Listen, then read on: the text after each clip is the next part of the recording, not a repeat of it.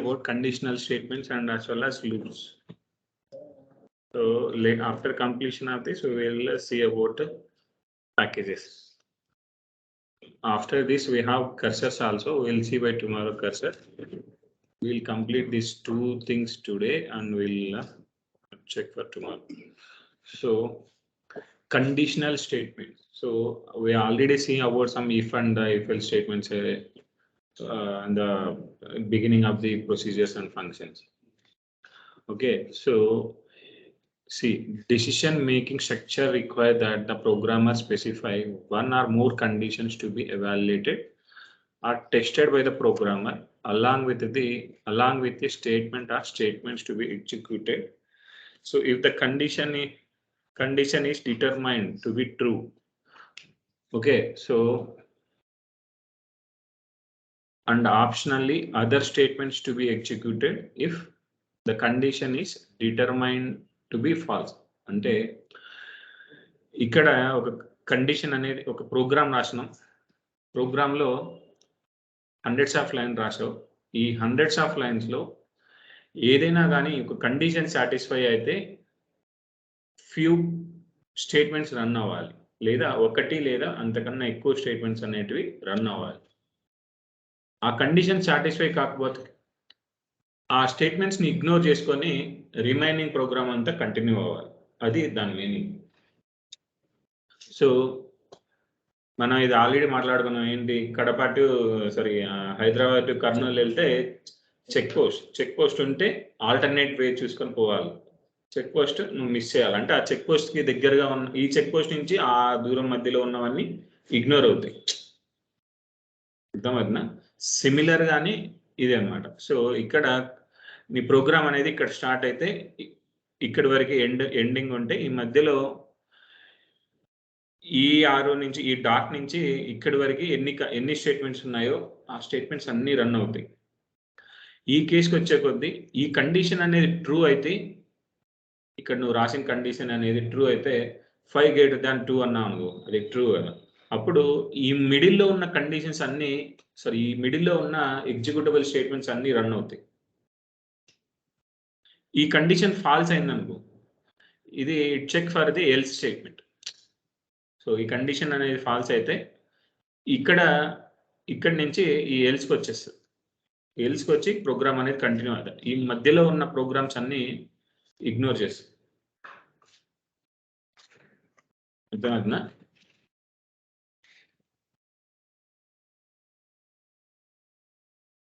Okay, so మనకేంటి, ఒక condition check చేయాలంటే ఇఫ్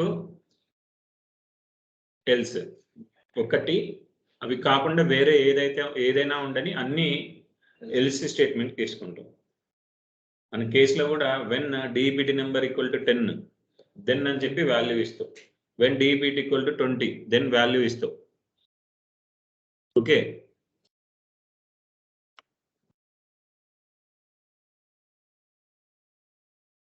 సో నీకేంటి, only one condition with else అన్నప్పుడు ఈ కండిషన్ అయితే ఈ చెక్ చేయి, ఇది కాకపోతే అందరినీ ఎల్స్లోకి తీసుకో.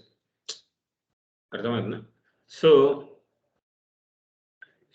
ఇలాంటి సిచ్యువేషన్స్లో నువ్వు ఇఫ్ ఎల్స్కి వెళ్తావు, ఓన్లీ ఇఫ్కి వెళ్తావు. ఎప్పుడు ఆ కండిషన్ ఉంటేనే నువ్వు ఈ ప్రోగ్రామ్ రన్ చేయి, లేదంటే ఇగ్నోర్ చేసుకో. అప్పుడు నువ్వు ఇఫ్కి వెళ్తావు. ఈ ప్రోగ్రామ్ అంటే ఈ కండిషన్ కాకుండా వేరే స్టేట్మెంట్స్ ఏమైనా ఉండని అన్ని రన్ అవ్వాలి అన్నప్పుడు ఇఫ్ ఎల్స్కి వెళ్తావు. సో ఒక కండిషన్ మల్టిపుల్ కండిషన్ చెక్ చేసుకుంటూ ఈ కండిషన్ అయితే ఈ వాల్యూ, ఈ కండిషన్ అయితే ఈ వాల్యూ, సో ఇలా ఎవాల్యుయేట్ చేసుకుంటూ నువ్వు ప్రోగ్రామ్ కంటిన్యూ అవుతా వెళ్ళాలి. అప్పుడు ఇఫ్ ఎల్సిఫ్ అనేటివి మల్టిపుల్ రాసుకోవచ్చు. ఓన్లీ 2 కండిషన్సే కాదు, ఎల్సిఫ్ ఎన్నైనా రాసుకోవచ్చు. కేసులో మనం వెన్ కండిషన్స్ ఎన్ని రాస్తాం, కేస్ స్టేట్మెంట్లో మల్టిపుల్ రాస్తాం కదా. సిమిలర్ కైండ్ గానే if elif. Okay, so if else కూడా మెయింటైన్ చేయొచ్చు. నువ్వు అనుకున్న కండిషన్స్ అన్ని రాసుకుంటావు, ఆ కండిషన్స్ నువ్వు అనుకున్న వాల్యూ వస్తే అవి రిజల్ట్స్ రన్ చేస్తావు, రిమైనింగ్ అవన్నీ కంటిన్యూ చేస్తావు. సో ఇక్కడ ఇఫ్ వచ్చింది, సో సింటాక్స్ చూస్తే ఇఫ్ కండిషన్ దెన్ ఎస్ అంటే ఈడ స్టేట్మెంట్ అని. సో ఇదేంటి ఓన్లీ ఇఫ్ సో నువ్వు రన్ చేసి చూద్దాం.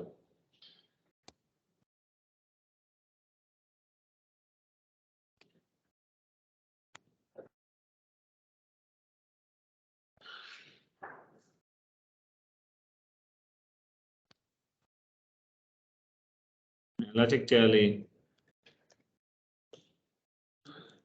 if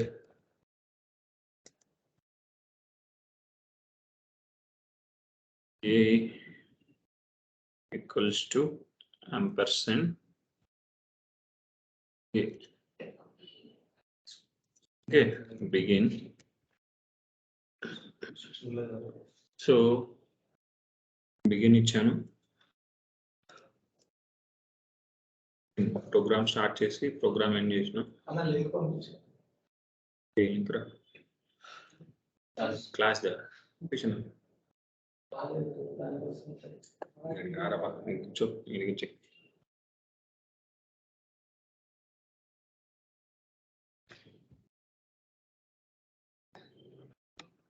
okay. సో ఇక్కడ ఏంటి, నేను a equal to a greater than or equal to 20, sorry a less than or equal to 20 అయితే సి ఈక్వల్ టు C+1 అంటున్నా. సో ఇక్కడ సి వాల్యూ అనేది నేను డిరైవ్ చేయలేదు. So C equals to 100. C equals to 100 అంటే ఇప్పుడు ఇది run అవుతుందా? ఎందుకు ఎర్రర్ వస్తుంది?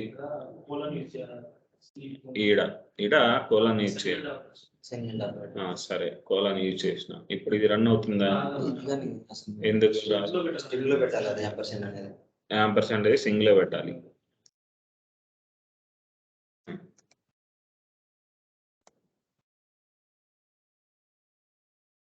So you people are forgetting main thing here. Still you will get the error.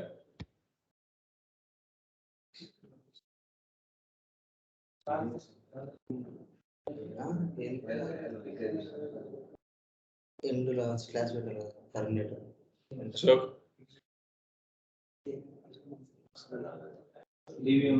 ఈ ప్రోగ్రామ్ ఎగ్జిక్యూట్ అవుతుందా కాదా? అయితే అవుతుంది, లేకపోతే కాదు. కాదు అంటే ఎందుకు కాదు?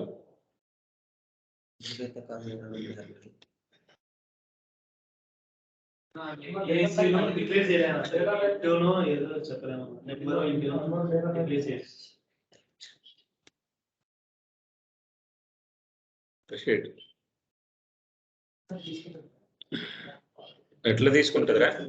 చెప్పాలి కదా, ఎట్లా తీసుకుంటా? డేటా టైప్ నువ్వు మెన్షన్ చేయకపోతే ఎట్లా తీసుకుంటుంది?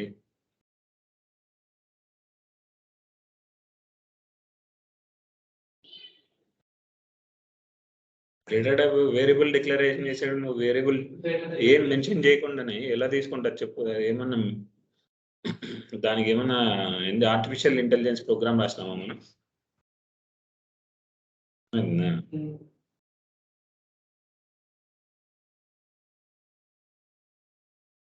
So PL/SQL program successfully completed ఇప్పుడు. ఓకే, సో ఇది C ఈక్వల్ టు C+1 అంటున్నాం కదా. సో C ఈక్వల్ అంటే 100 + 1 అని నీకు 101 అని ప్రింట్ చేయాలి. అదే ప్రింట్ చేస్తుందా లేదా చూడు. DBMS underscore output underscore line, put underscore line ఒకటి ఉంది, పుట్ కూడా ఉంది. పుట్ కూడా ప్రింట్ చేస్తుంది. ట్రై చేసినారా? ట్రై చేయండి, పుట్ కూడా ప్రింట్ చేస్తుంది.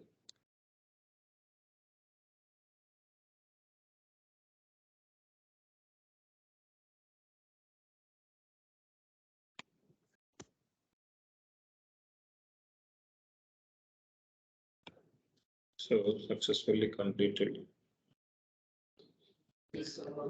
Set server.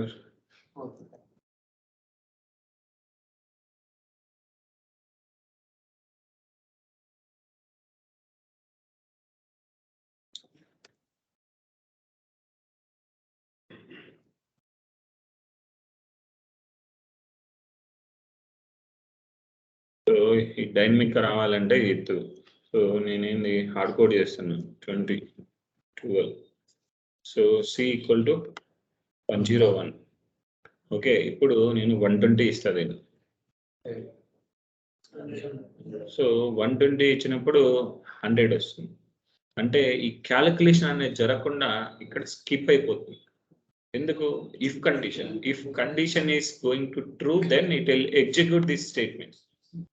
This condition is going to false here, so it ignore this statement. You are getting some check post here, you are going to skip that check post.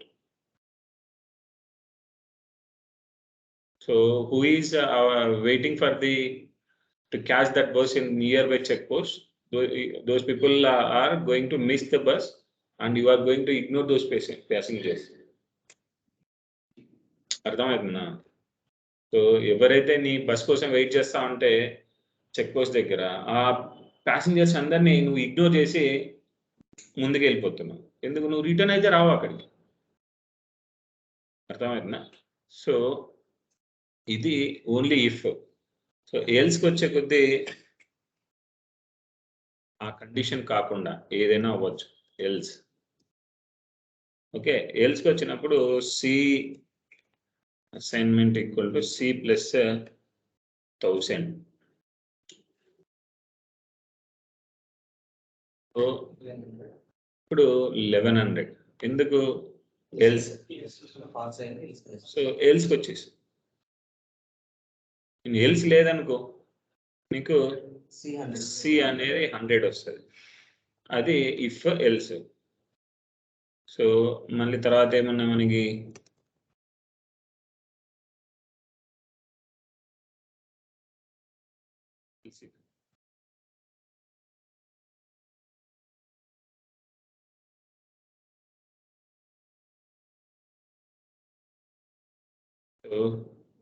Else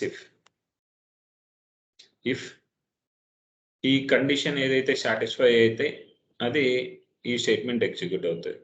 so if else if లో condition check చేస్తావు, case when equal to DPT అని రాస్తావు కదా. So అలా నేనేం చేస్తాను,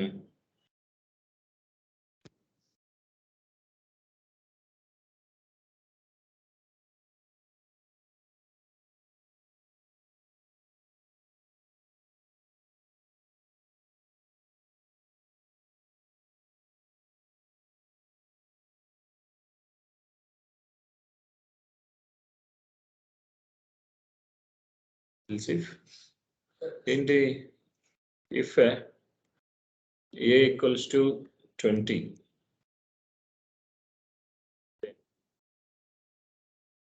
so C equal to -50.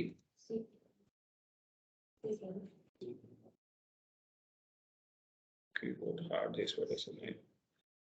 Okay, so ఏం చెప్తున్నా నేను ఇచ్చే వాల్యూ అనేది సో ఈక్వల్ టు, సో ఇక్కడ ఏంటి, a less than or equal to 20. అప్పుడు ఇక్కడ ఈ కండిషన్ చేసుకుంటుంది. సో ఏ ఈక్వల్ టు 20 అప్పుడు ఈ కండిషన్ తీసుకుంటుంది. అంటే ఏంటి, ఏలో ఎంత, సిలో ఎంత ఉంది, 100 ఉంది. 100 - 50 అప్పుడు నీకు 50 వస్తుంది. సో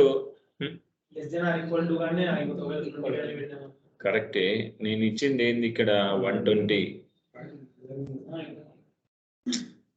ఓకే, ఇక్కడ ఏమవుతుంది తెలుసా, చెప్తా. అప్పుడు నీకు ఏమవుతుందని నువ్వు చెప్తూ ఆగు నిమిషం. సో ఇప్పుడు ప్రోగ్రామ్ని రన్ చేస్తా. ఏమొస్తుంది? 1100 అంటే ఎల్స్కి వస్తుంది. So 120 greater than or equal to, sorry, less than or equal to 20, false. 120 equals to 20, false. So ఇది ఎల్స్కి వచ్చింది. అర్థమైందా? సో ఇప్పుడు నేను 20 ఇస్తా. 20 ఇస్తే ఇప్పుడు నాకేమొస్తుంది? 101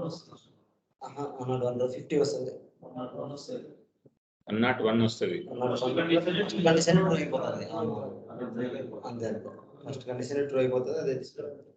వాళ్ళకి షార్ప్ అన్నట్రా. సో ఇక్కడ a less than or equal to 20. So 20 less than or equal to 20 true. అప్పుడు ఈ కండిషన్ సాటిస్ఫై అయినప్పుడు ఎల్స్కి వెళ్ళదు. ఫస్ట్ కండిషన్ సాటిస్ఫై అయినప్పుడు నెక్స్ట్ స్టేట్మెంట్స్ మొత్తాన్ని ఇగ్నోర్ చేస్తుంది ప్రోగ్రామ్. ఓకే, సో ఇప్పుడు అదే ఇక్కడ నువ్వు లెస్ దాన్ ఉంచినప్పుడు నీకు అర్థమవుతుంది. సో ఇంక ఇక్కడ ఎన్ని ప్రోగ్రామ్ రాసినా ఇంతే, ఇఫ్ ఎల్స్ ఇఫ్. సో ఇంకొక రాస్తావు, ఇంకొకటి ఏంది, ఇంకొక ఎల్స్ ఇఫ్ రాసుకో.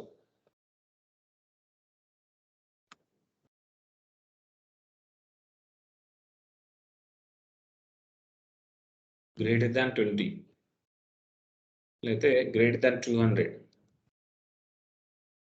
సో గ్రేటర్ దాన్ 200 పెట్టినప్పుడు సి మైనస్ 100 ఇద్దాం.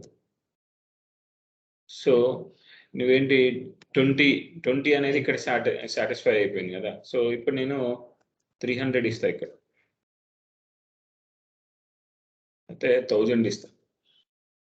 సో ఇక్కడ 1000 less than 20 false, 1000 equal to 20 falls.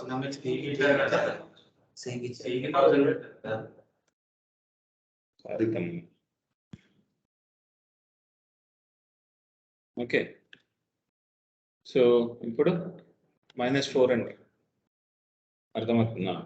So ఈ విధంగా ఎన్ని కండిషన్స్ అయినా రాసుకుంటాం. ఈ కండిషన్స్ లో ఏలు బీలు అడిషన్స్ మైనస్ చేయడానికి కాదు ఈ కండిషన్స్ వాడేవి. మనం when DBT number equal to 10, so 10 అయినప్పుడు ఆ డిపార్ట్మెంట్ కి ఒక సపరేట్ క్యాలిక్యులేషన్ చేయాలి. సో వాడికి బోనస్ అనేది ఎలిజిబిలిటీ చెక్ చేయాలి, నువ్వు బోనస్ అనేది క్యాలిక్యులేట్ చేయాలి. సో బోనస్ క్యాలిక్యులేట్ చేసేటప్పుడు 10th అన్ని డిపార్ట్మెంట్కి ఒకటే పర్సెంటేజ్ ఇవ్వం. సో హార్డ్ వర్క్ చేసేవాడు ఒక కంపెనీ ఉందనుకో, సేల్స్ టీమ్ వాడు నీకు సేల్ చేయడానికి ఎక్కువగా కష్టపడుతూ ఉంటాడు. వాడు ఫీల్డ్ వర్క్ చేసి నీ ప్రొడక్ట్ని సేల్ చేయడానికి ఎక్కువ కష్టపడుతూ ఉంటాడు. అలాంటి వాడికి 15% కాకపోతే 30% ఇవ్వు.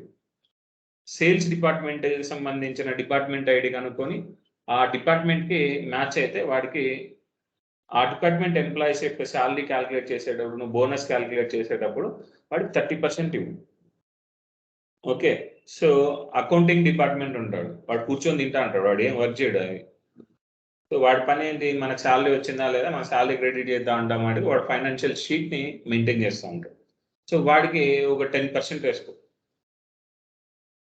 ఓకే, సో అకౌంట్ డిపార్ట్మెంట్ కన్నా ఇంకా రెగ్యులర్గా మన లాంటి వాళ్ళు వర్క్ చేస్తుంటారు ఐటీ ఎంప్లాయీస్ అని, వాడికి ఒక డిపార్ట్మెంట్ ఏదో ఒకటి ఉంటుంది కదా, ఆ డిపార్ట్మెంట్కి కామన్గా 12% 13% బోనస్ ఇవ్వాలి. అంటే నువ్వు ఏంటి మల్టిపుల్ కండిషన్స్ వేసుకొని ఈ కండిషన్స్లో ఈ రేంజ్లో ఉన్న ఎంప్లాయీస్ని ఇంత పర్సెంటేజ్. ఓకే, 1000 నుంచి 10,000 మధ్యలో ఉన్న వాళ్ళకి 100% శాలరీ బోనస్ ఇవ్వు. ఓకే, 10,000 నుంచి 15 వచ్చిన వాడికి 5% ఒక 50% బోనస్ ఇవ్వు. అర్థమైందా? శాలరీ తక్కువ ఉన్నవాడికి 100% ఇచ్చినా నీకేమి లాస్ ఉండదు, అంటే నీకేం పెద్ద ఫరక్ పడుతుంది అంతే. అదే నువ్వు 10 lakhs ఉన్నవాడికి 100% ఇచ్చినావు అనుకో, కంపెనీకి చాలా లాస్ అవుతుంది. అర్థమైందా? నీ నీ నీ ఎంప్లాయ్మెంట్ సైకిల్లో ఏమంటారు, అప్రైజల్ సైకిల్లో 1 yearలో నీ ప్యాకేజింగ్ బేస్ చేసుకొని నీకు గ్రేడ్ 3 వచ్చింది, నీకు హైయెస్ట్ గ్రేడ్ వచ్చిండొచ్చు, నీకు అందరికీ ఒకటే రేంజ్లో శాలరీ ఇవ్వరు. నీకు తక్కువ ప్యాకేజ్ ఉన్నప్పుడు నీకు 40-50% కూడా ఇస్తూ ఉంటాడు. ఎక్కువ ఉండేవాడికి 4% కూడా ఇస్తాడు. అర్థమైందా? అందరికీ 4 నీకు హైయెస్ట్ గ్రేడ్ వచ్చిందని చెప్పి అందరికి కామన్గా ఒకటే శాలరీ ఇవ్వము. అర్థమైందా? సో దాన్ని ఎప్పుడు అలా క్యాలిక్యులేట్ చేసుకోవడానికి కోసం ఇలాంటి కండిషనల్ స్టేట్మెంట్స్ అనేవి అవసరం అవుతుంది. అర్థమవుతుందా? So how calculate some bonus for each and every employee. Already మనం ఫంక్షన్స్ గురించి చూసాం. సో ఫంక్షన్కి 10th డిపార్ట్మెంట్ ఎంప్లాయీస్ పాస్ చేస్తే వాడికి ఒక బోనస్ క్యాలిక్యులేషన్ రావాలి, ఎంత పర్సెంటేజ్ నువ్వు పంపిస్తున్నావు అని. అర్థమవుతుందా? సో ఇంకొకటికి ఏంటి, 20 పాస్ చేస్తే ఒక బోనస్, 30 పాస్ చేస్తే ఒక బోనస్. లేదు జాబ్ క్లర్క్ అనే వాళ్ళకి 100% కాదు 200% బోనస్ ఇవ్వు. వాడు ఎక్కువ కష్టపడుతూ ఉంటాడు, మేనేజర్ గారు తిని తిరుగుకుంటూ ఉంటాడు, వాడికి తక్కువ ప్యాకేజ్. సో ఈ విధంగా ఒక ఫంక్షన్ని right a function to calculate the bonus for employees category wise. ఆ డిపార్ట్మెంట్ వైజ్ నువ్వు ఏ విధమైనా చేసుకో. నాకు ఒక ఫంక్షన్ రాసి రేపు నాకు ఇవ్వు. అందరూ రాసి నా మెయిల్ పంపండి. ఆల్రెడీ ఆల్రెడీ చూసాం ఆ ప్రొసీజర్ అంటే ఏంది, ఆ ప్రొసీజర్ ఎలా సరే ప్రొసీజర్ చూసాం, ఫంక్షన్ సో ఇక్కడ ఈ కేసుకి వచ్చినప్పుడు దేనికి వెళ్తారు మరి? ప్రొసీజర్కి వెళ్తారా, ఫంక్షన్కి వెళ్తారా? ఫంక్షన్కి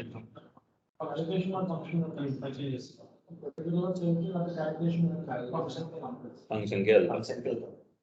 ఓకేనా? ఫంక్షన్కి వెళ్ళి ఫంక్షనే రాసి నాకు ఒక అసైన్మెంట్. సో ఇక్కడ కండిషనల్ స్టేట్మెంట్స్ ఇంతకు మించి ఏమి ఉండవు. ఓకే, ఇక్కడ నెస్టెడ్ కండిషన్స్ మనం మెయింటైన్ చేయొచ్చు. సో ఏంటి, if department number equal to 10 అయినప్పుడు 10th డిపార్ట్మెంట్లో మళ్ళీ సబ్ క్యాల్కులేషన్. ఇఫ్ దాని లోపల if job equal to manager then 5%. If job not equal to manager provide 10%. Nested if ఎలా రాస్తావు? Nested if C less than or equal and A less than 20, then you are saying like C equal to C plus 1. Okay, so ఇక్కడ నేను ఏం చేస్తాను, ఈ if లోపల if okay, so A equals to C లేకపోతే A equals to right, then so ఇక్కడ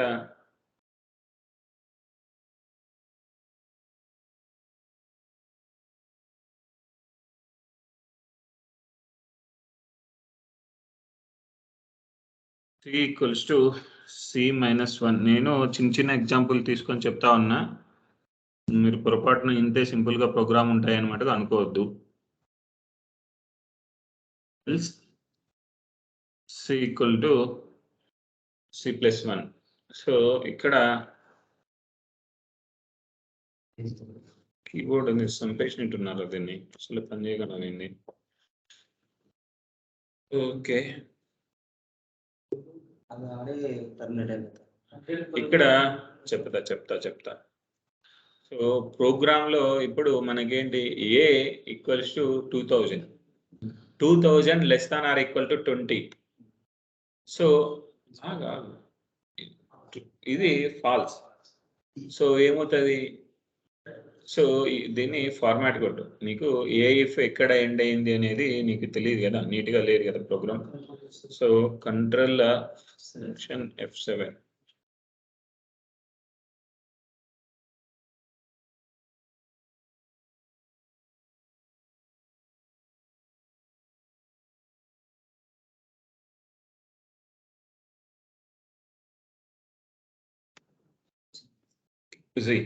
if ఇక్కడ start అయింది, ఇది ఎండ్ అయింది.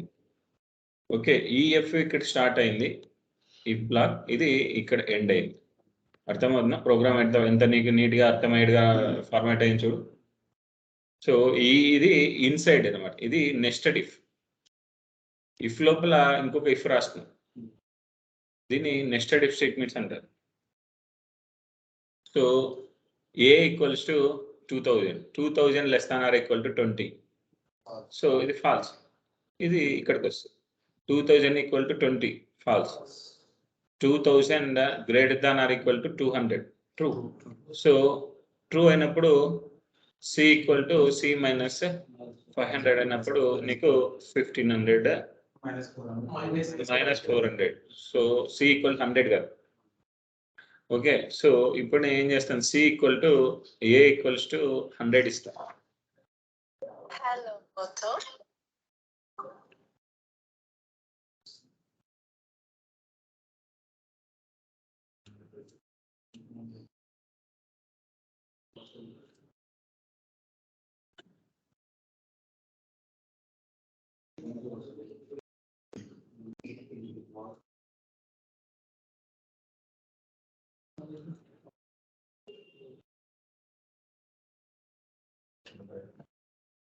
ఓకే, సో ఇప్పుడు సేమ్ రిజల్ట్ వస్తుందా? మరి ఇక్కడికే వస్తుంది కదా A grade 200. Okay, A equal to 10 ఇప్పుడు. సో ఏ 10 less than 20 ట్రూ రా? True. A less than 20 main if true, so it come to this place.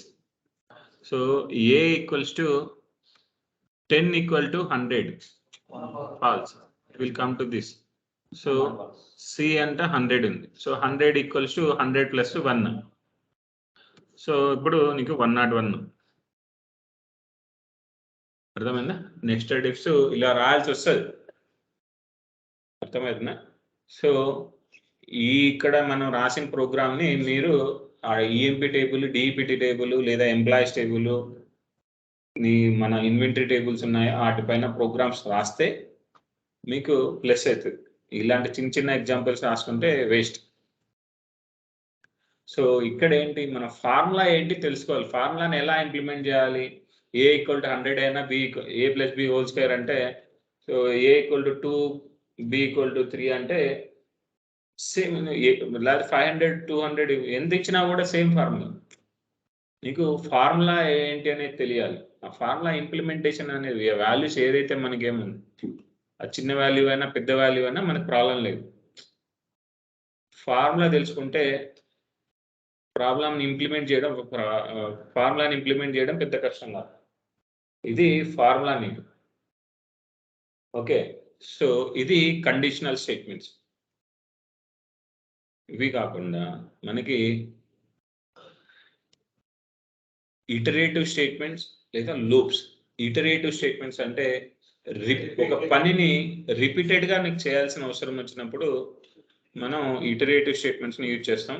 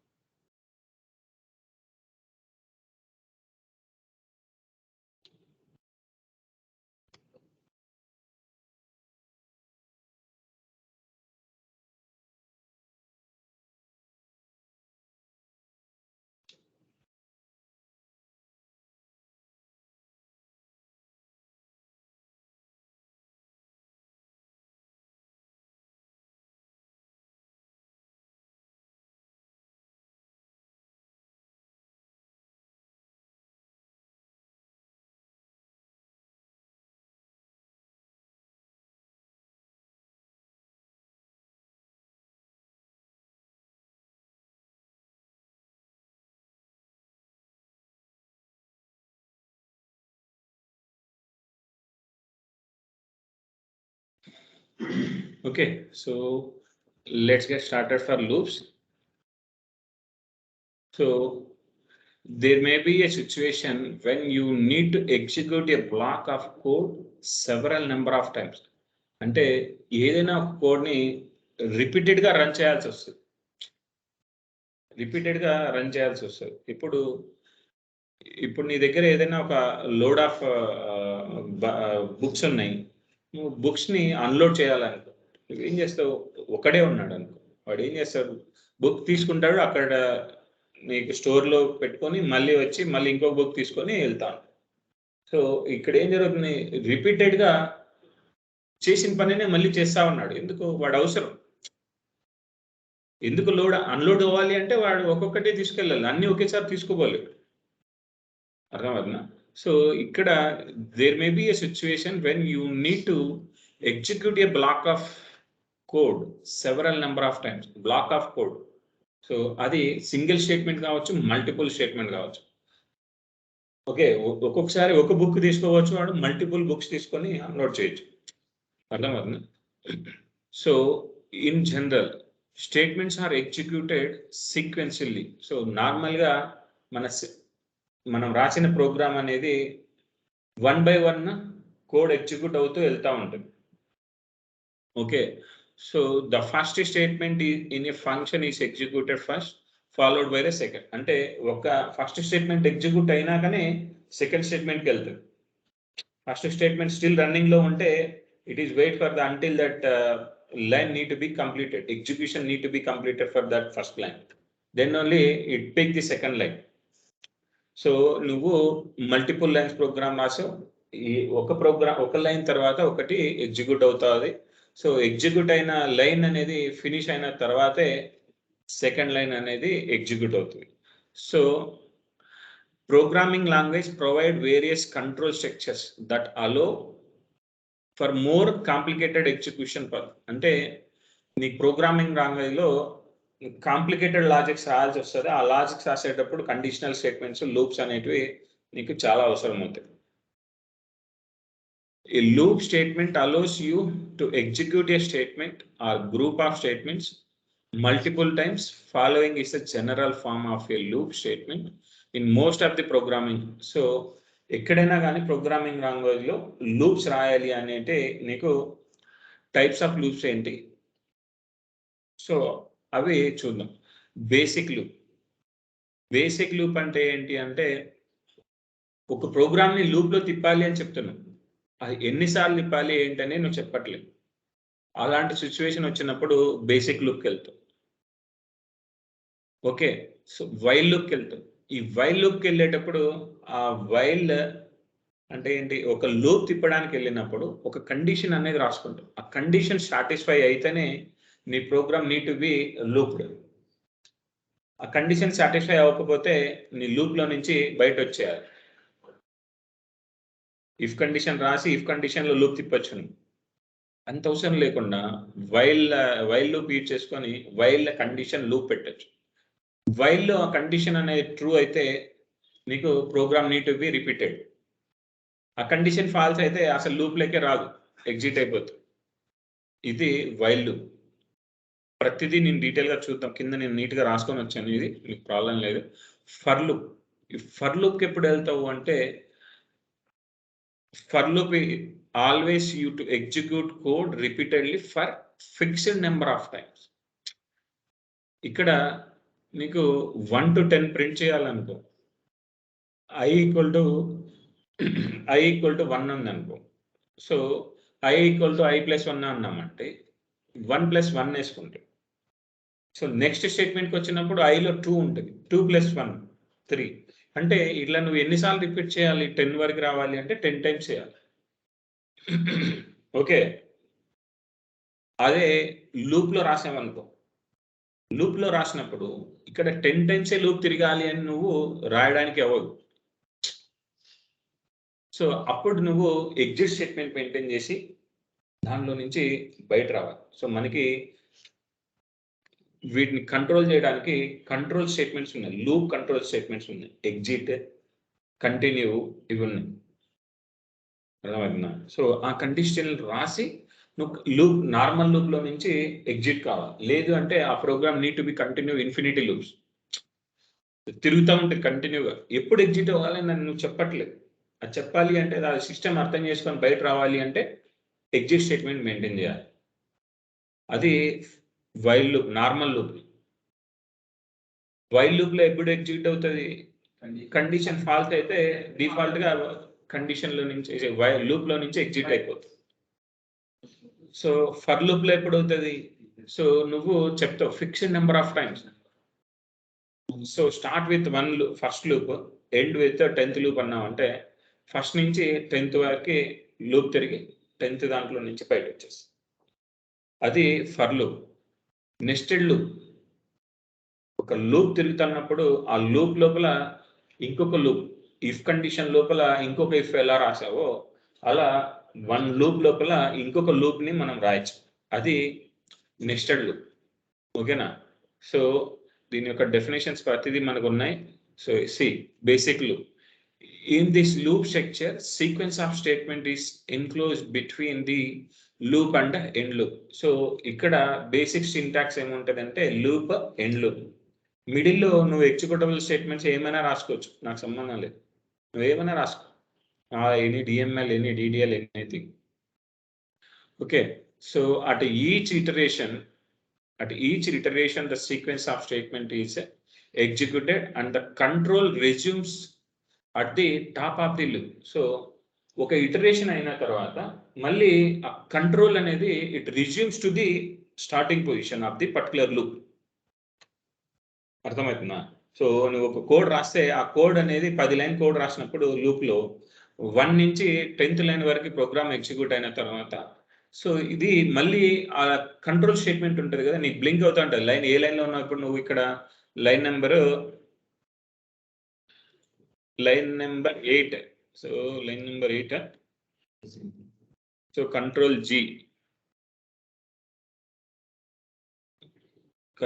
G కొట్టినప్పుడు లైన్ నెంబర్ 7 అన్నాను అనుకో, it will come to the 7, line number 7. Very line number, man. It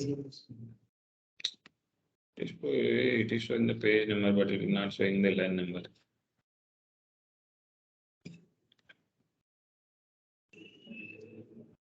See, so maybe you are into line number 15 or something like here.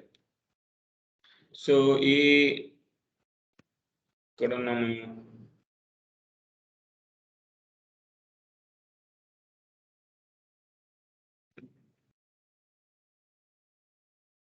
see,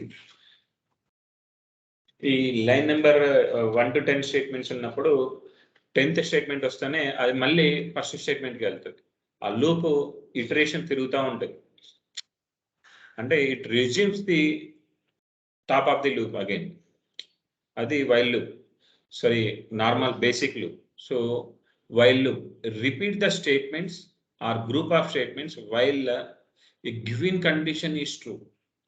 so ఆ condition అనేది true అయితే ఆ statements ని ఎన్నిసార్లు execute చేస్తా ఉండాలంటే అన్నిసార్లు చేసుకుంటూ ఉంటుంది. ఇక్కడ వైల్ లూప్ లో కండిషన్ నీకు లూప్ ఎన్నిసార్లు తిరగాలని మెన్షన్ చేయు. నీ కండిషన్ సాటిస్ఫై అవుతుందా లేదా అనేది మట్టుకే నువ్వు మెన్షన్ చేస్తావు. Okay, for loop. The for loop allows you to execute the code repeatedly for a fixed number of time. So నీకు fixed number of times run అవ్వాలి అనుకున్నప్పుడు ఫర్ లూప్ యూజ్ చేస్తాం. ఇప్పుడు సపోజ్ బేస్ టేబుల్ తీసుకున్నాం అనుకో, అందులో EMP table తీసుకున్నాం. EMP table లో 14 కాలమ్స్ ఉంటాయి. ఒక కాలమ్ తీసుకున్నాం ఈఎంపీ నెంబర్. బేస్ టేబుల్ లో 14 టైమ్స్ లూప్ రిపీట్ అవుతుంది కదా. అవును. వైల్ లూప్ లో కండిషన్ అన్నాం. కండిషన్ అప్పుడు మనం salary equal to or salary between 1000 and 5000 ఇచ్చాం. సో ఆ కండిషన్ ట్రూ అయ్యింది కాబట్టి లోపలికి వస్తుంది అంతే. లేకపోతే లూప్ కాలమ్ వాల్యూస్ ని బేస్ చేసుకొని నంబర్ ఆఫ్ రికార్డ్స్ ని బేస్ చేసుకొని లూప్ రన్ అవుతుంది.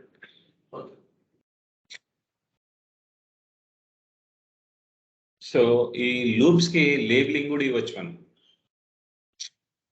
సో నువ్వు ఇన్నర్ లూప్ అవుటర్ లూప్ ఇచ్చావు అనుకోండి, nested if, main loop main if, nested if ఇచ్చావు. సో నువ్వు ఏది మెయిన్ ఏది నెస్టెడ్ అని నువ్వు దీనికి నెస్టెడ్ ఇఫ్ కి వాటికి లేబులింగ్ ఇవ్వలేవు, కానీ లూప్స్ కి లేబులింగ్ ఇవ్వచ్చు. సో లూప్ రాస్తావు. లూప్ రాసినప్పుడు యాంగులర్ బ్రాకెట్స్ లో వచ్చేసి, యాంగులర్ బ్రాకెట్స్ అంటే ఇవి. ఇక్కడ నువ్వు ఏ పేరు ఇస్తే ఆ పేరుతోటి ఆ లూప్ అనేది ఉంటుంది. లేబుల్ ఇవ్వడం, మనం మార్క్ వేసుకోవడం. Okay, so PL/SQL loops can be labeled. So the label should be enclosed by double angular brackets. This angular brackets, double angular brackets, and appear at the beginning of the loop statement. Okay, beginning of the loop statement అన్నప్పుడు ఆ beginning లోనే మనం ఇలా ఇచ్చేస్తాం. ఇది main loop. Okay, so the label name can also appear at the end of the loop statement. So end loop రాసే దగ్గర మనం లేబుల్ నువ్వు ఏదైతే నేమ్ ఇచ్చావో దాన్ని మెన్షన్ చేయొచ్చు. Okay, so you may use the label in the exit statement to exit from the loop. So ఈ label ని exit చేయడానికి కూడా నువ్వు యూజ్ చేయొచ్చు.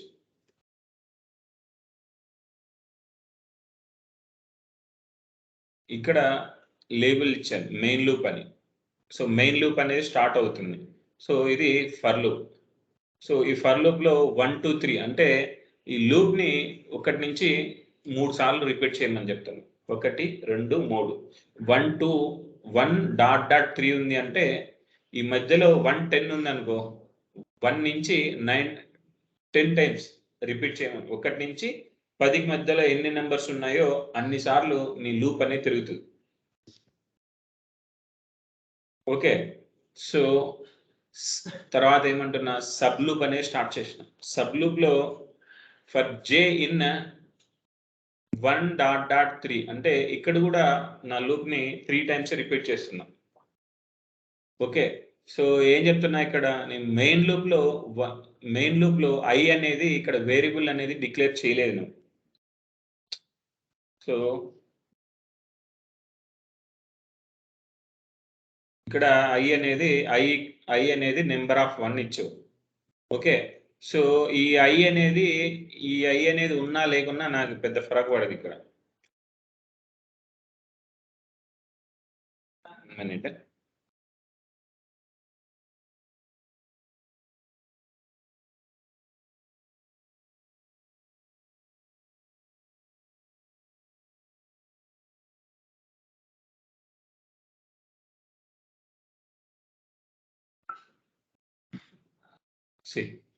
ఇక్కడ జే అనే వేరియబుల్ ని డిక్లేర్ చేసుకున్నాను. తర్వాత జే కూడా అవసరం లేదు. ఈ లూప్ లో రాసేటప్పుడు ఇక్కడ వేరియబుల్ అనేది డిక్లేర్ చేయని అవసరం లేదు. ఇది ఆటోమేటిక్గా వేరియబుల్ డిక్లేర్ చేసుకొని ఆ వేరియబుల్ ని ప్రింట్ చేస్తుంది.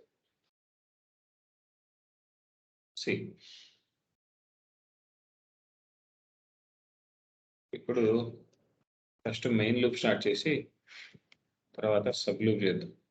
So main loop sub loop ని నేను రిమూవ్ చేస్తున్నాను.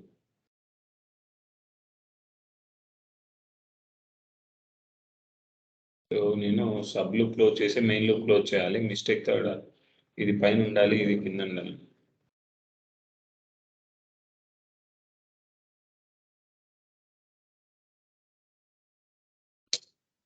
మెయిన్ లూప్ లోపల సబ్ లూప్ రాసినప్పుడు సబ్ లూప్ క్లోజ్ అయిపోవాలి ఫస్ట్.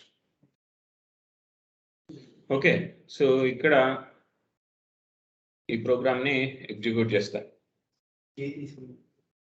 ఎక్కడుంది జే? ఇదా? ఓకే, సో ఇక్కడ మెయిన్ లూప్ అనే దాన్ని నేను ప్రింట్ చేస్తాను. ఈ ఎగ్జిక్యూటబుల్ డిక్లేర్ స్టేట్మెంట్ కూడా అవసరం లేదు ఇక్కడ. So I is main loop 1 2 3 times repeat అయిందా లూప్? 3 టైమ్స్ రిపీట్ అయ్యి నీకు ఐ అనే దాంట్లో 1 వస్తుంది ఫస్ట్ సారి. సెకండ్ సారి 2. ఇది ఆటోమేటిక్గా ఇంక్రీజ్ అవుతుంది loop. I equal to I plus 1 అని తీసుకుంటుంది. ఇది ఆటోమేటిక్గా 1 ఇటరేషన్ నుంచి సెకండ్ ఇటరేషన్కి వెళ్ళేటప్పుడు ఆటోమేటిక్గా వాల్యూని ఇంక్రీజ్ చేసుకుంటా వెళ్తాం. బేసిక్ లూప్ వేరే, ఈ లూప్ వేరే. బేసిక్ లూప్ గురించి ఇంకా మాట్లాడాలి మనం. సో ఇది వచ్చింది, ఇది మాట్లాడదు. సో ఇక్కడ ఈ వేరియబుల్స్ అనేటివి అనవసరం నీకు. ఓకే, సో ఇక్కడ ఏం చేస్తున్నాను, begin for I equal to 1 3 అన్నాను. ఇది మెయిన్ లూప్ లోపల నా లూప్ అనేది 3 టైమ్స్ తిరుగుతుంది. సో తిరిగినప్పుడు నేను సబ్ లూప్ స్టార్ట్ చేసిన. సబ్ లూప్ స్టార్ట్ చేసి సబ్ లూప్ లో జే ఇన్ 1.3 అంటున్నాను. సో ఇక్కడ ఏం చేస్తున్నా, ఇక్కడ మళ్ళీ ఈ లూప్ ని ఏం చేస్తున్నానంటే 1 నుంచి 1 2 3 అని చెప్పి ఒక్కొక్కసారి ఒక లూప్ లో ఒక్కొక్కసారి 1 2 3 1 2 3 అని చెప్పి ప్రింట్ చేస్తాను. మెయిన్ లూప్ 3 టైమ్స్ రిపీట్ అవుతుంది. సబ్ లూప్ 9 టైమ్స్ రిపీట్ అవుతుంది. సో ఈచ్ ఇటరేషన్ కి సబ్ లూప్ అనేది 3 టైమ్స్ తిరుగుతుంది. సో ఇక్కడ చూడు,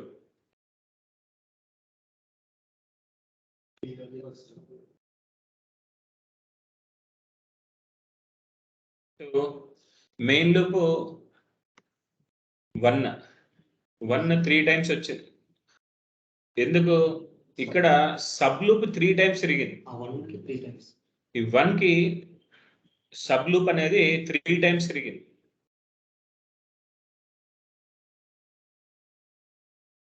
అర్థమవుతుందా? లేదు నీకు అలా అర్థం కాలేదనుకో ఇలా వేసుకో.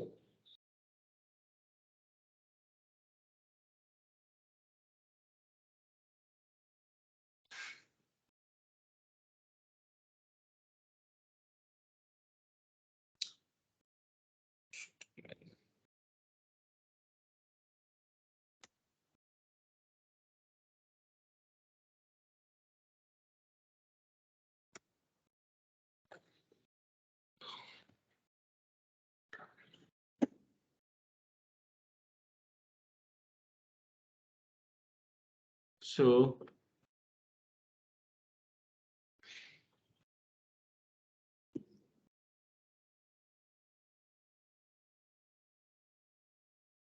సబ్ లూప్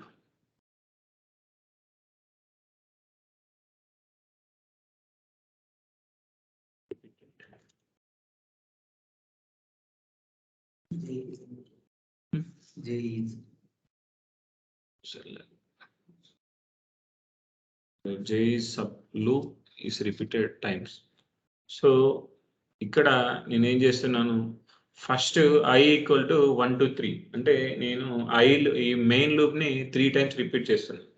ఈ 3 times రిపీట్ చేస్తున్నప్పుడు ఇక్కడ ఫస్ట్ ఇటరేషన్స్లో I ఈక్వల్ టు అనేది 1 వస్తుంది. సో తర్వాత ఇక్కడికి వస్తుంది. ఇక్కడికి వచ్చినప్పుడు మళ్ళీ ఈ లూప్ అనేది 3 times తిరగాలి. ఈ లూప్ అనేది 3 times కంప్లీట్ అయిన తర్వాతనే మెయిన్ లోకి వెళ్తుంది. ఓకే, మెయిన్ లోకి ఈ 3 టూబ్స్ ఇక్కడ 3 times ఈ స్టేట్మెంట్ ప్రింట్ చేసి తర్వాత మళ్ళీ it resumes the main loop first place first statement. Okay, so see we are going to clear the screen and we will see.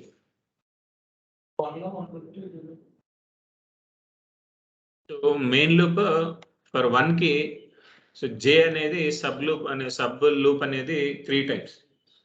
So 2 కి 3 times, 3 కి 3 times. అర్థమైందా? ఇది ఫర్ లూప్. ఫర్ లూప్ లో nested loop మళ్ళీ ఇక్కడ నీకు for loop వచ్చింది, nested for loop కూడా వచ్చేసింది. ఇలానే లూప్ లోపల ఇంకొక లూప్ రాస్తే అది నెస్టెడ్ లూప్. అర్థమైందా? నా దగ్గర స్టేట్మెంట్ ఉంది, పంపిస్తాను మీకు ఇది. ఓకే, సో నేనన్నా ఇక్కడ లూప్ ని కంట్రోల్ చేసుకోవడానికి స్టేట్మెంట్స్ ఉన్నాయి. ఎలా ఇది తెలుసుకోవాలి అంటే ముందు బేసిక్ లూప్ అంటే ఏంటి అనేది చూడాలి. So see, basic loop is structure enclose the sequence of statements in between loop and the end loop. So ఇది సింటాక్స్. లూప్ కి ఎండ్ లూప్ కి మధ్యన నువ్వు సీక్వెన్స్ ఆఫ్ స్టేట్మెంట్స్ ని రాస్తావు. ఆ రాసిన స్టేట్మెంట్స్ నీ లూప్ తిరుగుతున్నప్పుడు ఆటోమేటిక్ గా రన్ అవుతూ ఉంటాయి. ఓకే, ఒక ఎగ్జాంపుల్ తీసుకుంటే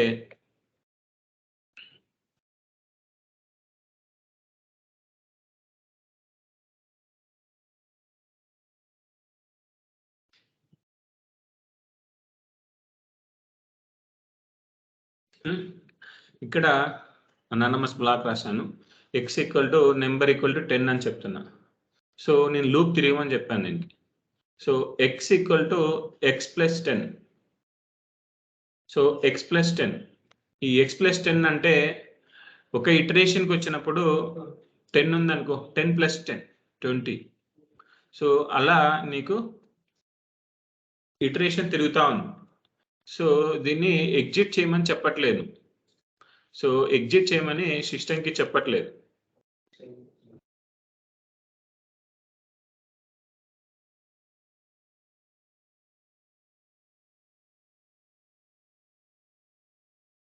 సో ఇక్కడ x equal to x plus 10. So దీన్ని ప్రజెంట్ ఇప్పటికైతే కమెంట్ చేస్తాను.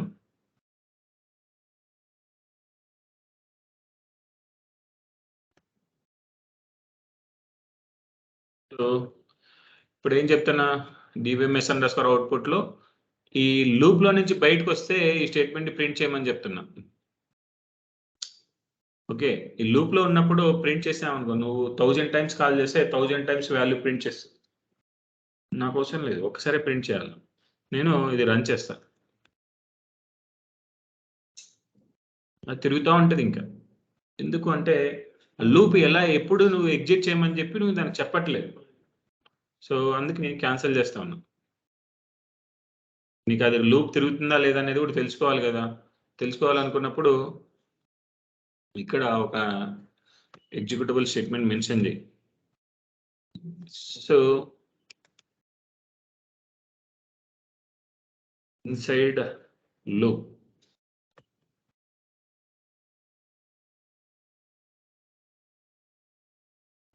Okay. So inside loop X ని ప్రింట్ చేస్తా ఉన్నా. Okay, set server output on.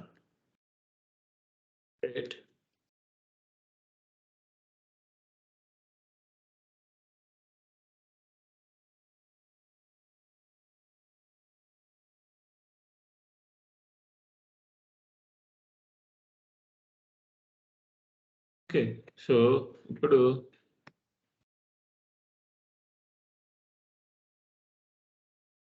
Loop అనేది తిరుగుతుంది. సో ఇక్కడ రైస్ అప్లికేషన్ ఎర్రర్. ఇది ఎంత ప్రింట్ చేసింది, ఎన్నిసార్లు ప్రింట్ చేసింది చూడు. ఈ రైస్ అప్లికేషన్ ఎర్రర్ ఎందుకు వచ్చిందంటే ఈ DBMS underscore output dot put underscore line చేసినప్పుడు నాకు బఫర్ మెమొరీ అనే ఒకటి ఉంటుంది. ఆ బఫర్ మెమొరీ అనేది మాక్సిమం యూటిలైజేషన్ జరిగిపోయినప్పుడు ఇది ఆటోమేటిక్గా లూప్లో నుంచి బయటకు వస్తుంది. అదే నువ్వు రియల్ టైంకి వచ్చే కొద్దీ చాలా ఉంటుంది, అది తిరుగుతూనే ఉంటుంది. ఇక్కడ మనది లోకల్ సిస్టమ్ కాబట్టి నీకు బఫర్ మెమొరీ అనేది చాలా తక్కువ ఉంటుంది. ఆ బఫర్ మెమొరీ చూడాలి అంటే నువ్వు డిబిఎంఎస్ అండర్స్కోర్ అవుట్పుట్ ఆన్ చేస్తే బఫర్ సైజు ఇక్కడ చూడు, బఫర్ సైజు 20,000 అర్థమవుతుందా. సో ఆ మెమొరీ యూటిలైజ్ అయిపోయింది అనుకో ఆటోమేటిక్గా ఆ సిస్టమ్ అనేది బయటకు వచ్చేస్తుంది. అర్థమైందా. అది ఇన్ఫినిటీ లూప్లోనే ఉంది. మళ్ళీ అన్న ఇన్ఫినిటీ లూప్ ఉంది రాలేదని మీరు అనుకోవచ్చు. ఇక్కడ చూడు ఎంతవరకు పోయిందో చూడు. ఇక్కడ 100,000, 10,000, 3,40,000, 360 ఇంకా ఉన్నాయి కింద. సో అంత వాల్యూ స్టోర్ చేసుకునే లోపు నీకు అది ఎర్రర్ వచ్చేస్తుంది. After exit control resumes here. See ఇక్కడ చూడు వచ్చింది చూడు ఇక్కడ. సో ఓఆర్ఏ 20,000 ఎర్రర్ వచ్చింది. సో ఏంటి ORU 10100027 బఫర్ ఓవర్ఫ్లో ఇన్ని బైట్స్ తీసుకుంది. ఇన్ని బైట్స్ రీచ్ అయితేనే బఫర్ ఓవర్ఫ్లో అయ్యి నీకు బయట వచ్చింది ప్రోగ్రామ్. అది దానంతగా అది రాలేదు, ఆ బఫర్ ఓవర్ఫ్లో అయ్యి వచ్చింది. అదే ఈ డిబిఎంఎస్ అండర్స్కోర్ అవుట్పుట్ అనేది నువ్వు ఇవ్వకుండా ఇప్పుడు నీ ప్రింట్ చేయట్లేదు, ఏ వాల్యూ ప్రింట్ చేయట్లేదు. సో నేను ఇప్పుడు రన్ చేస్తా.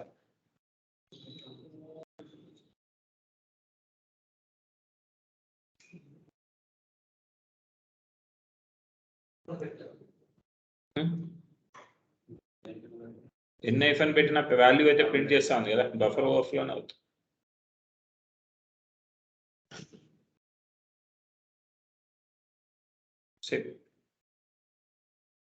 ఓకేనా.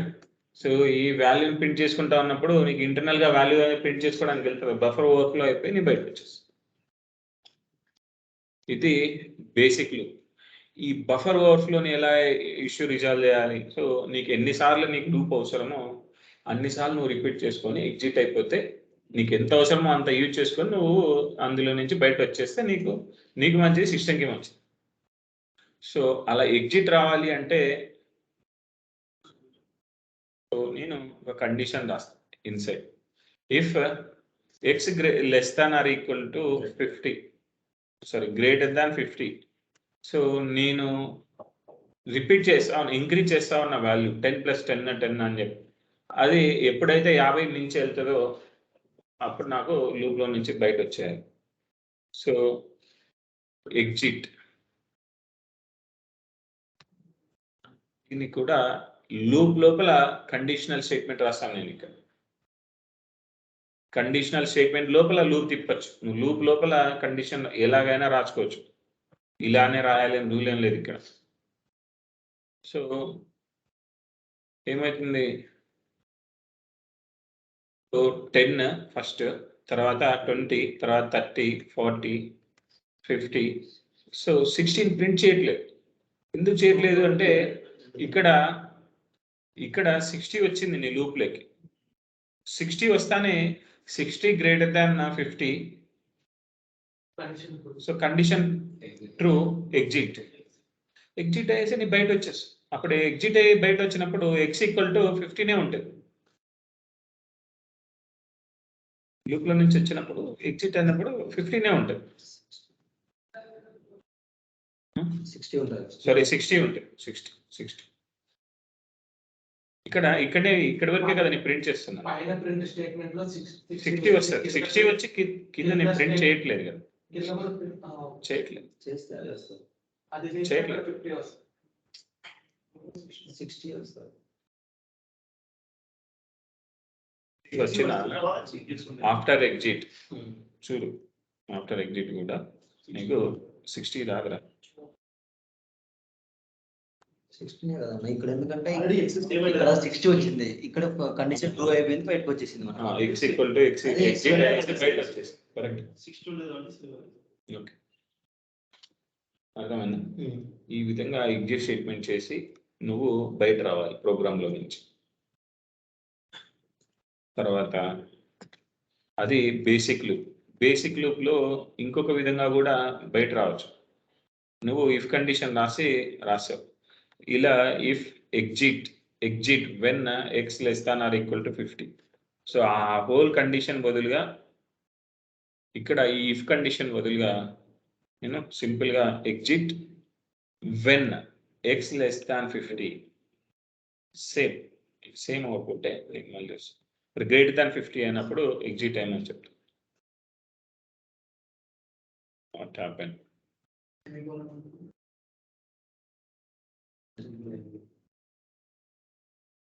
ఓకే, ఇక్కడ కూడా 60 వరకు వచ్చేసి బయట వచ్చేసి. ఈ విధంగా max exit when condition use చేస్తాను లాట్ ఆఫ్ ప్లేసెస్. ఇది బేసిక్ లూప్. తర్వాత వైల్ లూప్.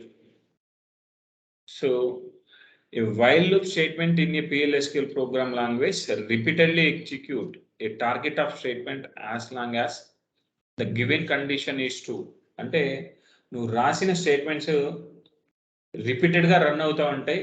ఆ కండిషన్, నీ కండిషన్, నువ్వు పెట్టిన కండిషన్ అనేది సాటిస్ఫై అయితే ఆ ఎన్నిసార్లు అయినా అది రిపీట్ అవుతూ ఉంటుంది. ఎన్నిసార్లు అనేది ఆ కండిషన్ బేసిస్ ఉంటుంది. సో హౌ మెనీ టైమ్స్ అనే ఆ ఇటరేషన్స్, హౌ మెనీ టైమ్స్ అనేది నీ కండిషన్ బేస్ చేసుకొని ఉంటుంది. So syntax while condition loop sequence of statements end loop. So ఇక్కడ ఏం చేస్తాను నేను, a = 10. Okay, a = 10.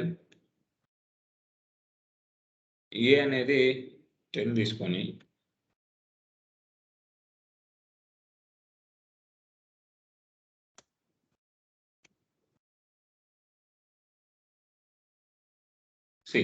a = 10.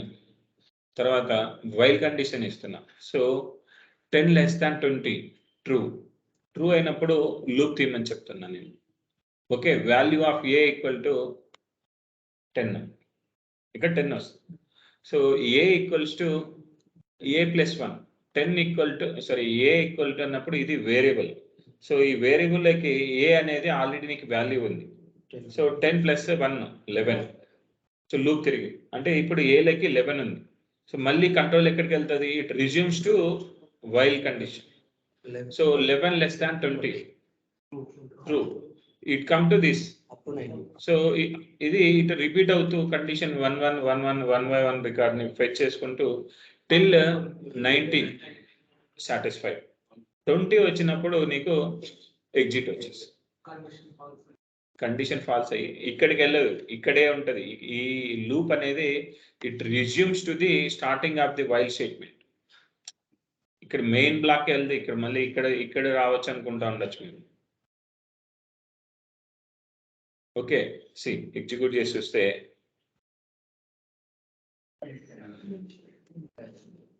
Value of a 10తో start అయ్యి 19 వరకు వచ్చింది.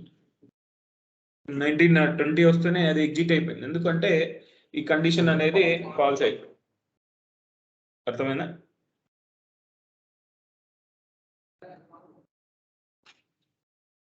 తర్వాత for loop. So for loop మనం ఆల్రెడీ చూసాం. సో సిమిలర్ గానే ఫర్ లూప్ అనేది ఇప్పుడు ఉందనుకో. సో ఫర్ లూప్ ఏంటి? range fixed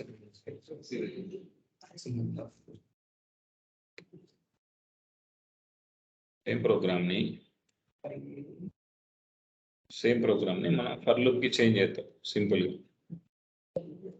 so A equal to నీ దగ్గర 10 ఉంది. సో మనకేంటి ఏ ఈక్వల్ టు 10 అయ్యి నీకు ఆ వాల్యూ అనేది 20 వరకు, 20 లోపు ఉంటే నీకు ఎగ్జిట్ అవ్వాలి. సో అప్పుడు నేనేం చేస్తాను,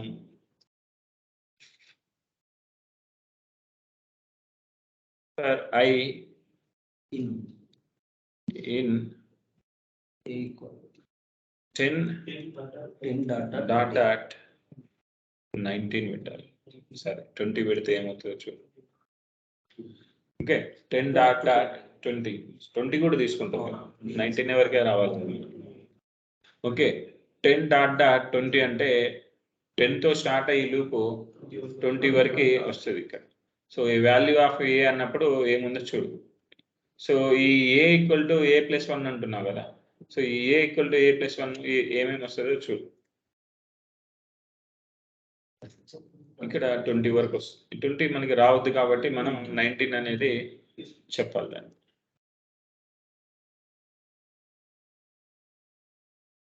అర్థమైందా?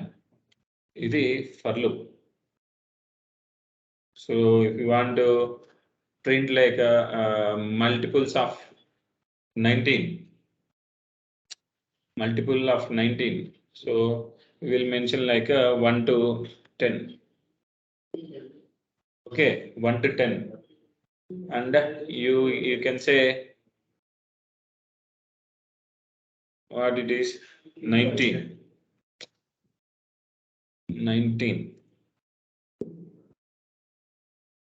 into I. So dbms underscore output data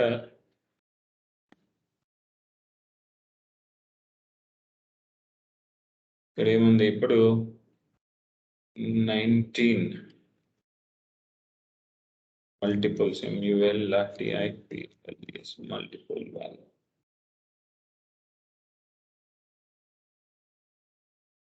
Okay, 19 multiples.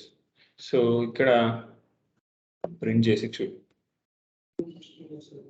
So PLSQL numeric or value error ఏం చెప్తుంది? సో ఇక్కడ ఏ ఈక్వల్ టు 2 అంటున్నాం. 19 6 ఎంత అవుతుంది? అది 2 డిజిట్ ని క్రాస్ అయ్యి వెళ్ళిపోతుంది. అర్థమవుతుందా? సో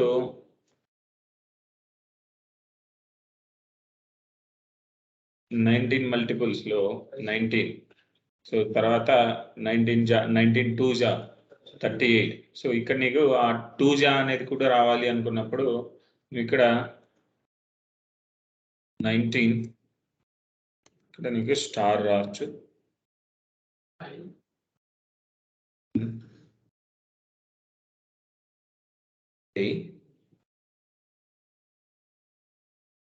సో ఈ విధంగా మనం మెన్షన్ చేయొచ్చు. సో ఈ వాల్యూ ఆఫ్ ఏ అనేది అనవసరం.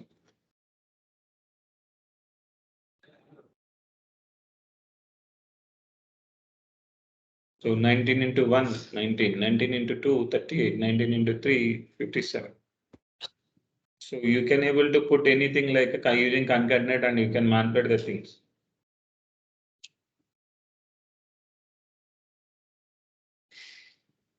So if I want to display 1 to 10 repeatedly 10 times, 1 to 10, 1 2 3 4 6 7 8 9 10, again 1 2 2 3 4 10, like 10 times. Nested for Okay, and we have another thing like a reverse for loop. Reverse. Reverse just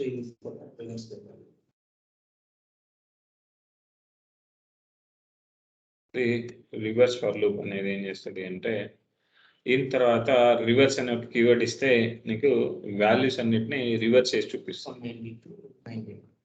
in తర్వాత ఇన్కి ముందా in తర్వాత. ఇప్పుడు loop అనేది 10 నుంచి start అయ్యి 1కి తీసుకొస్తుంది.